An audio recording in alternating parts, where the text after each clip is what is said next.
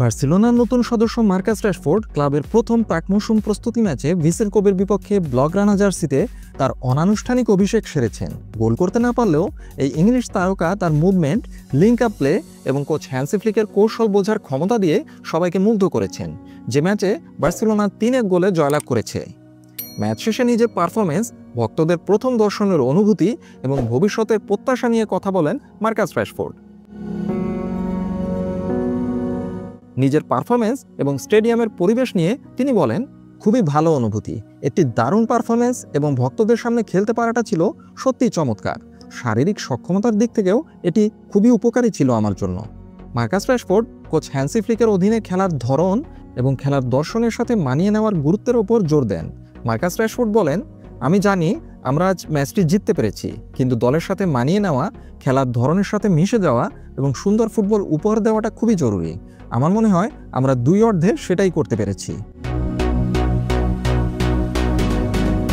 পরিবর্তিত একটি দল নিয়ে খেলার চ্যালেঞ্জ থাকা সত্ত্বেও মার্কাস রাশফোর্ড দলের বোঝাপড়াকে উৎসাহব্যঞ্জক বলে মনে করেন।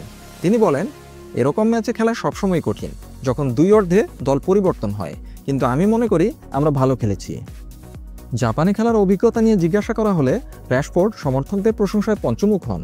তিনি বলেন, পরিবেশটা ছিল অসাধারণ, আমরা সবসময় এই ধরনের স্টেডিয়ামে খেলার সুযোগ পাই না, এবং এখন যেহেতু আমরা জাপানে এসেছি, এই দর্শকদের সামনে খেলতে পারাটা দারুণ অনুভূতি।